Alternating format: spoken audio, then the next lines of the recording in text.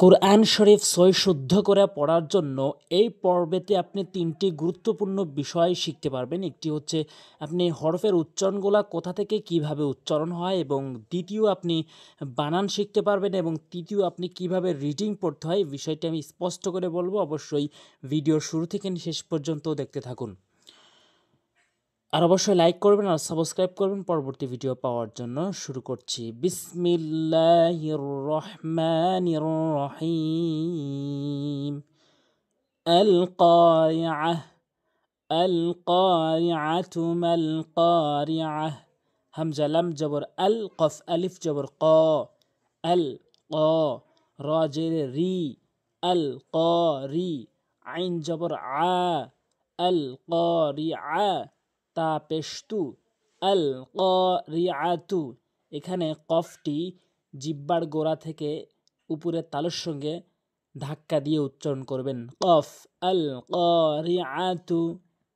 এরপরে মিমলাম জবর মাল, কফ আলিফ জবর ক, র জের রি, আইন জবর আ, তা পেশতু, মাল কারিআতু, মাল কারিআতু।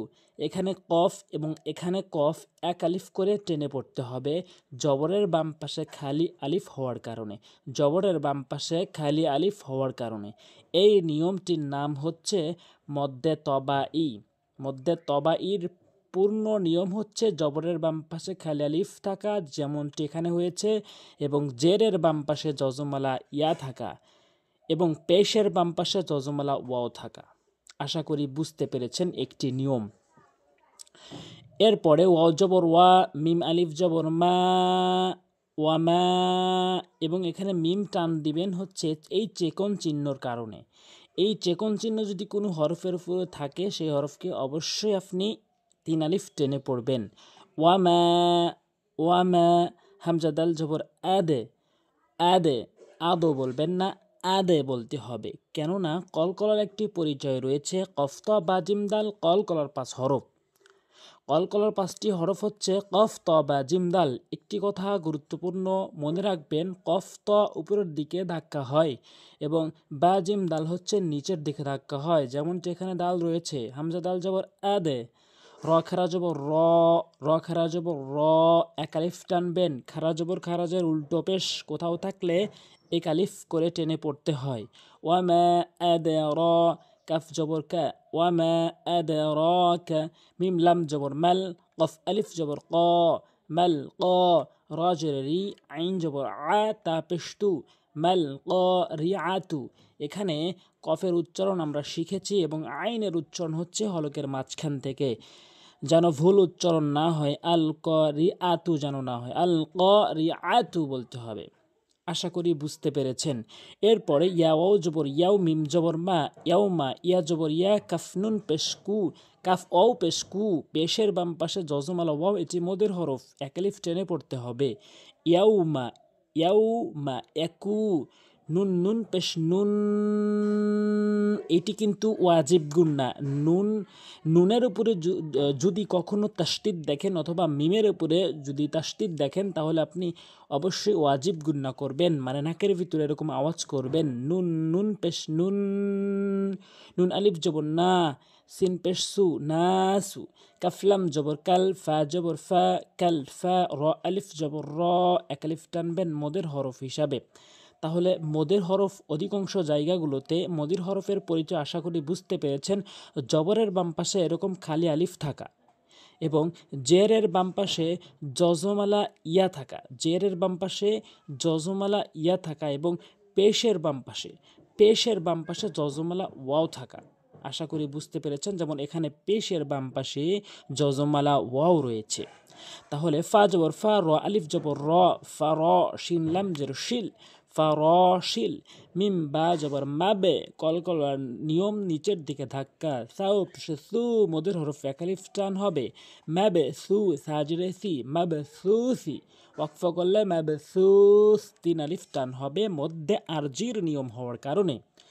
মধ্যে আরজির নিয়মটি হচ্ছে মদের হরকত আর মদের হরফের বামের হরফের থামা। মদের হরফ হলো খারা জবর খারাজের, মদের হরকত হলো খারা জবর খারাজের উল্টো পেশ, আর মদের হরফ হচ্ছে জবরের বাম পাশে খালি আলিফ, জেরের বাম পাশে যজমালা এবং পেশের বাম পাশে যজমালাও, এইগুলোর পরে ওয়াকফ করলে 3 আলিফ টেনে পড়তে হয়। আশা করি বুঝতে পেরেছেন। অ জবর ওয়া, তা জবর তা, ওয়া তা কাফ ও পেশ কু, 1 আলিফ টেনে পড়বেন। ওয়া তা কু, নুন লাম পেশ নুল, ওয়া তা কু নুল। জিম জের জি, বা আলিফ জবর বা, জিবা, লাম পেশ লু, জিবালু, ওয়া তা কু নুল জিবালু। কাফ লাম জবর কাল, আইন হা জের ইহ, ইহ। লাম নুন লাম জের নীল, ইহ নীল। মিম নুন জবর মান, ইকফা করলে ইকফা করতে হবে মাং, নাকের ভিতর নিয়ে পড়তে হবে মাং। ফাও পেশ ফু, সিনজেরে শি, ফুসি। ওয়াকফ করলে আরজির নিয়মটি প্রয়োগ হবে ফুস, এভাবে উচ্চারণ করতে হবে। এরপরে ফা জবর ফা, হামজা মিম জবর আম, ওয়াজিব গুন্নাহ, মিমে বা নুনে তাসদীদ। মিম আলিফ জবর মা, 1 আলিফ টেনে পড়তে হবে মদের হরফের হওয়ার কারণে। ফাআম্মা, মিম নুন জবর মান, মিম নুন জবর মান। যদি ইকফায় হাকিকির হরফ এসেছে তারপরে নুন সাকিনের পর সা এসেছে, এই জন্য নুন সাকিনকে গুন্না করতে হবে মাং। সা জবর সা, কফ পেশ কু, সাকু, লাম তা জবর লাত, সাকুলাত। কখনোই সাকুলাত বলবেন না, সাটা জিব্বার আগা দাঁতের আগা, জিব্বার আগা সামনে 2 দাঁতের আগা। সাকু, লাম তা জবর লাত, সাকুলাত। মিম জবর মা, ওয়ালিফ জবর ওয়া, মাওয়া, জায়াজের জি, জায়াজের জি মদের হরফ হওয়ার কারণে 1 আলিফ টেনে পড়তে হবে। নুন পেশ নু, হা উল্টা পেশ হু, নুহু ওয়াকফ করলেন নুহ। তাই সাকুলাত মাওয়াজিনু। ফা জবর ফা, হা পেশ হু, ফাহু, ও জবর ওয়া, ফাহুয়া। ফা ইয়াজরে ফি, ফাহুয়া ফি। আইন ইয়াজরে আই, শিন জবর শা, ঈশা। তা র 2 জেরে তির, ঈশাতির। র আলিফ জবর র, ঈশাতির র। দদ জেরে দি, ইয়া জবর ইয়া, তা 2 জেরে 3, রাদিয়াতিন, রাদিয়া। ওয়াকফ করলে রাদিয়া। ও জবর ওয়া, হামজা মিম জবর আম, মিম আলিফ জবর মা, ওয়া আম্মা। মিম নুন জবর মান, মিম নুন জবর মান। খফ খফা জবর খফা, তা জবর ফাত, খফাত, খফাত। মিম জবর মা, ও ওয়ালিফ জবর ওয়া, মাওয়া, জায়া জের জি, মাওয়া জি। নুন পেশ নু, মাওয়া জি নু, হাউলটা পেশে হু, মাওয়া জি নুহু। ওয়াকফ করলে মাওয়া জি নু। ফা জবর ফা, হামজা মিম পেশ মিম পেশ মু, ফা মু। হা উল্টা পেশে হু, ফা মুহু। হা আলিফ জবর হা, ও জেরে ভি, হা ভি। ইয়া জবর ইয়া, তা 2 পেশতুন, হা ভিয়াতুন। ওয়াকফ করলে হা ভিয়া। ও জবর ওয়া, মিম আলিফ জবর মা, ওয়ামা। 3 আলিফ টেনেছি মধ্যে মুনফাসিলের কারণে, উপরে চেকন চিহ্ন হওয়ার কারণে। হামজা দাল জবর আদে, কলকলার নিয়ম নিচের দিকে সাউন্ড। র খারা জবর র, মদের হরকত 1 আলিফ টেনে পড়তে হবে। কাফ জবর কা, ওয়ামা আদে র কা। মিম আলিফ জবর মা, হাজের হি, ইয়া জবর ইয়া, হিয়া, হিয়া। হা ইয়া, হাজের হি, ইয়া জবর ইয়া, হা জবর ইয়া, হিয়া। মা হিয়া।